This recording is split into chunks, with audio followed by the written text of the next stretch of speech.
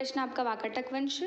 यहाँ पर जो पहली लाइन लिखी है आपने कि वाकाटक वंश का मूल निवास बुंदेलखंड था, तो ये मूलतः जो थे ये उज्जैन से थे, न कि बुंदेलखंड से। तो मूल निवास भी नहीं था इनका बुंदेलखंड। मूलतः मतलब कहाँ से इनका ओरिजिन हुआ है, तो मूलतः ये उज्जैन से थे। पर धीरे धीरे फिर ये साउथ की ओर, साउथ मतलब महाराष्ट्र वाला थोड़ा सा रीजन, उस बेल्ट में ये शिफ्ट हो गए। तो बुंदेलखंड लिखना आपका गलत हो जाएगा, इसलिए आप ये लिखिए कि मूलतः उज्जैन से थे, तो बढ़िया रहेगा। क्योंकि जैसे कि हम ठीक है, चलो ये बस ये लाइन, उसके अलावा संस्थापक वगैरह ये तो बढ़िया लिखे आपने, कोई दिक्कत नहीं। राजधानी नागपुर, प्रवरपुर और वत्सगुल्म, ठीक है। तो यहाँ पर आप एक चीज़ और करते कि थोड़ा सा मैप बना के इनकी लोकेशन दिखाते तो बहुत अच्छा रहता। जैसे कि इनकी राजधानी क्या थी, इसकी लिखा है ना नागपुर, प्रवरपुर, वत्सगुल्म। तो आप यहाँ पर ऐसा करें कि साइड में ये ऐसा साउथ में थोड़ा सा मैप बना दें और उसमें शो कर दे कि ये इस जगह जो है इनका शासन क्षेत्र था। अगर किसी वंश के बारे में पूछा जाता है तो हम कोशिश करें कि हम मैप बना के उसका साम्राज्य दिखा पाएँ, अगर वंश पूछा है तो।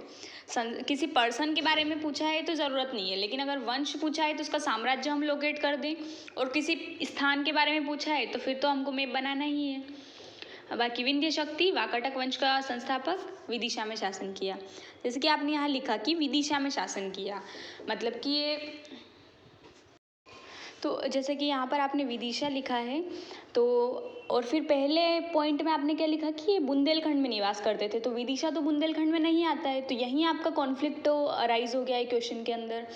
तो ऐसा कॉन्फ्लिक्ट ना करें, विदिशा है मतलब उज्जैन, विदिशा इस वाले एरिया में ये रहते थे।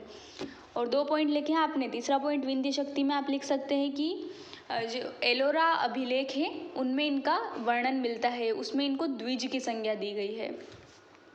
फिर गुप्त साम्राज्य, ठीक है, बढ़िया लिखा है। इसमें आप ऐसा कर सकते हैं कि क्या है कि आप इनमें से कोई सा भी एक पॉइंट मिस करके और वहाँ पर ये लिखे कि गुप्त साम्राज्य को प्राचीन भारत का स्वर्ण काल कहा गया है, या इस काल को स्वर्ण काल कहा गया है, इस तरह से ये पॉइंट थोड़ा सा इनके गुप्त साम्राज्य के लिए महत्वपूर्ण है। तो महत्वपूर्ण पॉइंट आप पहले लिखें, क्योंकि गुप्त साम्राज्य के बारे में तो इतना सारा है कि हम लिख लिख कर थक जाए तो भी बहुत सारी चीज़ें भी, मतलब 11 मार्कर भी आए तो भी जगह कम पड़ जाएगी। लेकिन क्या है कि अगर हमारे पास जितनी लिमिटेड लाइन्स है तो उसमें हम पहले महत्वपूर्ण पॉइंट को लिखें, बाद में जगह बच रही है तो फिर हम थोड़ा सा वीक पॉइंट्स को लिख सकते हैं। श्रीगुप्त, ठीक है, उपाधि महाराजा, ठीक है, कोई दिक्कत नहीं है। ब्राह्मण साम्राज्य, ठीक है, बढ़िया है। अब यहाँ ब्राह्मण साम्राज्य पूछा है तो इसमें भी आप मैप बता के शो कर सकते हैं लोकेशन को। पुष्यमित्र शुंग, ठीक है, बढ़िया है। महाजनपद युग, अब आपने यहाँ लिखा है कि लोहे के प्रयोग के कारण उत्तर वैदिक कालीन जनपद महाजनपद में परिवर्तित हो गए। तो हाँ, लोहा एक कारण था, लेकिन वो सिर्फ लोहा ही कारण नहीं था। तो देखो आपको यहाँ पर क्या है कि सबसे पहले तो क्वेश्चन पूछा है महाजनपद, युग नहीं है। आपने महाजनपद युग लिख दिया, शायद वहाँ पर सिर्फ महाजनपद लिखा है एग्जाम क्वेश्चन पेपर में। तो पहले आप इसकी डेफिनेशन दें कि महाजनपद थी क्या। तो ये एक राजनीतिक इकाइयाँ थी, तो पहला पॉइंट लिखे आप कि ये एक राजनीतिक इकाइयाँ थी। फिर सेकंड पॉइंट लिख दें कि जो भी आपने गंगा यमुना दोआब क्षेत्र या ये ऐसा, तो जिस भी क्षेत्र में थे ये वो लिखें। और लिखे कि अंगुत्तर निकाय में इनका वर्णन मिलता है, इनकी संख्या 16 है। फिर बाद में आप ये पॉइंट्स लिखें। धार्मिक क्रांति, धार्मिक क्रांति आपने लिखा अच्छा है, पर आपके जो शब्द है ना, मतलब वो बहुत ही ज़्यादा जनरल हो गए हैं। शब्दों को थोड़ा सा आपको शब्द शैली थोड़ी सी इसमें चेंज करनी होगी इस आंसर के अंदर। जैसे आपने लिखा कि नवीन धर्म की आवश्यकता महसूस की, इस समय भारत में अनेक धर्मों के साथ जैन व बौद्ध धर्म का उदय हुआ, इसे धार्मिक क्रांति कहा गया। तो शब्द सीमा यहाँ बहुत अधिक हो गई है, और शायद हमें वहाँ 3 लाइन भी ना मिले, हो सकता है हमें 2 लाइन में ही आंसर लिखना हो, तो फिर हम हमारे शब्दों को इतने कम शब्दों में कैसे लिखेंगे। तो सीधा सा आप यहाँ पर पहला पॉइंट ऐसा लिखें कि वैदिक कर्म कांडों पर कुठाराघात हेतु धार्मिक क्रांति का उदय हुआ। परिणामतः जैन व बौद्ध धर्म का उदय हुआ। इस तरह से आप शॉर्ट करके इस आंसर को लिख सकते हैं, मतलब जो भी आपने लिखा वो सही लिखा है, गलत नहीं लिखा, पर इसी को आपको शब्द सीमा इसकी कम करनी पड़ेगी यहाँ पर। फिर कोड दीजिए, ठीक है, बढ़िया है। इसमें क्योंकि कोड दीजिए एक प्लेस है, प्लेस के बारे में पूछा है, स्थान के बारे में पूछा है, तो कोशिश करें कि मैप में लोकेट करें कि वो जो स्थान है वो कहाँ आता है। अब ये मगध के उत्कर्ष ने भारतीय राजनीति को दिशा प्रदान कैसे की। अब राजनीति, आप क्वेश्चन को थोड़ा सा सोचिए कि भारतीय राजनीति में हम क्या होता है, एक शासक होता है, उसकी काउंसिल ऑफ मिनिस्टर होती है, तो ये सारी चीज़ें हमारी इंडियन मगध ने हमको कैसे दी। तो मगध में क्या हुआ, पहली बार मगध एक साम्राज्य के रूप में उभरा, तो उसने क्या है कि एक प्रशासक बना, प्रशासक अर्थात राजा बना। तो राजा क्या है कि खैर उस समय वंशानुगत होता था, अभी भारतीय राजनीति जो अभी है उसमें वंशानुगत तो नहीं है, लेकिन हाँ कोई ना कोई एक प्रशासक तो है जो देश को चलाता है। अभी वंशानुगत नहीं है, लेकिन है तो है ना, कोई तो है, प्रधानमंत्री तो है या राष्ट्रपति तो है जो देश को चलाते हैं, और उस समय राजा होता था। तो मगध से ये कॉन्सेप्ट आया कि एक राजा हो सकता है। तो इस तरह इस क्वेश्चन को आपको ऐसे अंडरस्टैंड करके आंसर लिखना था। तो पहला पॉइंट आप यहाँ लिखेंगे कि प्रशासक, फिर मेंशन करेंगे कि उस समय वंशानुगत होते थे और उसके द्वारा धीरे धीरे एक राजा या प्रशासक जो देश को चलाता है, इस तरह की एक यूनिट आई।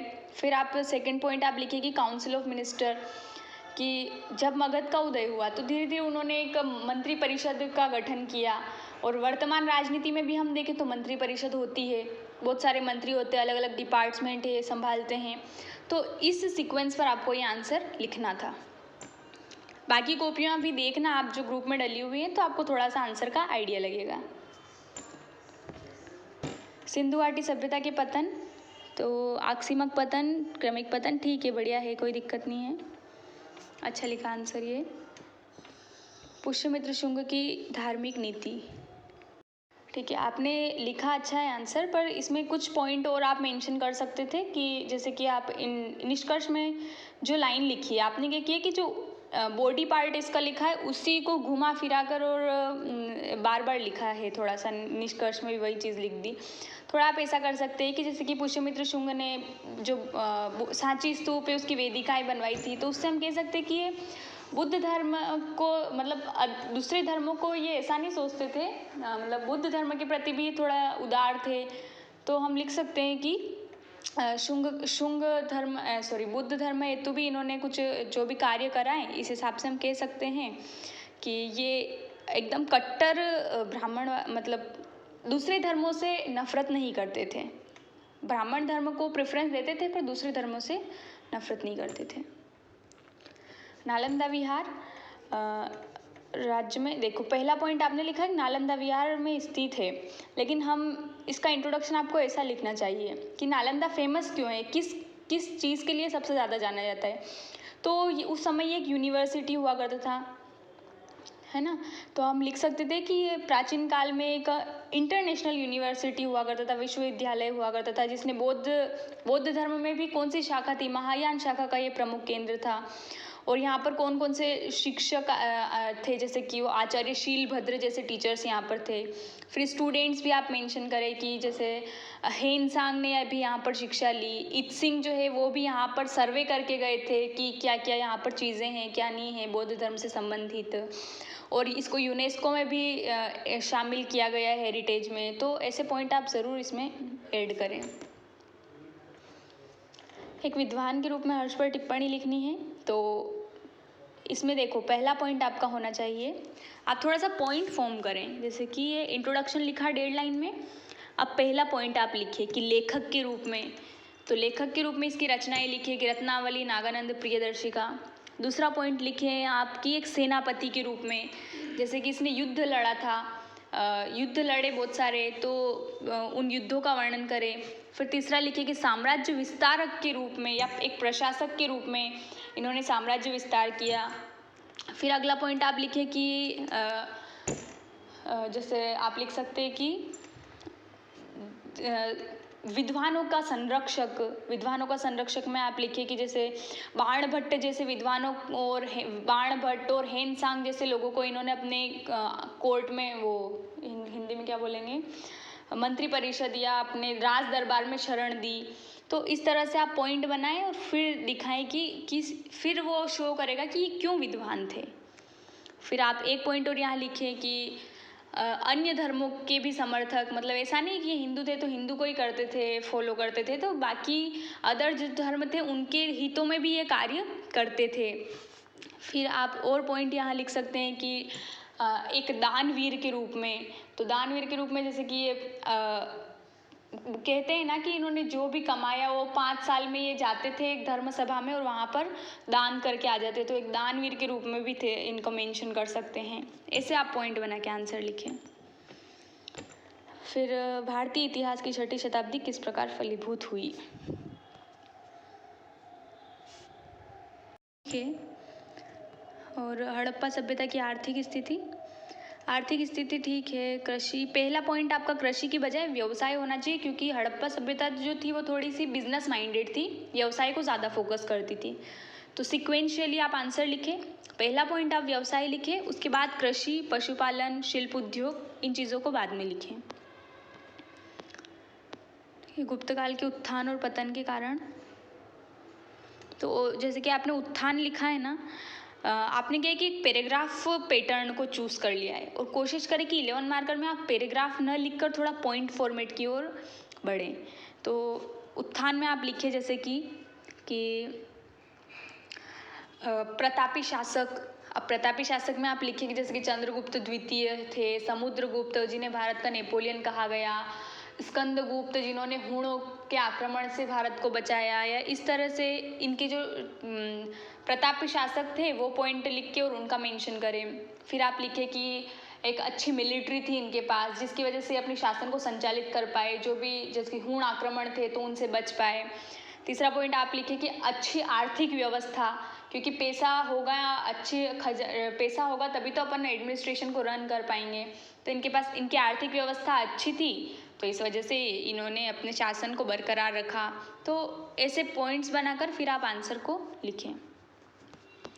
फिर पतन लिखा आपने, तो पतन में भी आपकी पॉइंट ऐसा बनना चाहिए, यहाँ पर आप पॉइंट लिखिए कि अयोग्य शासक, कि धीरे धीरे स्कंदगुप्त के बाद से जो शासक आने लगे वो थोड़े इतने भी पावरफुल नहीं थे, तो धीरे धीरे पतन होना शुरू हो गया। फिर नेक्स्ट पॉइंट आप लिखिए कि हूण आक्रमण, फिर उसके बाद उसके अंदर चीज़ों मेंशन करें।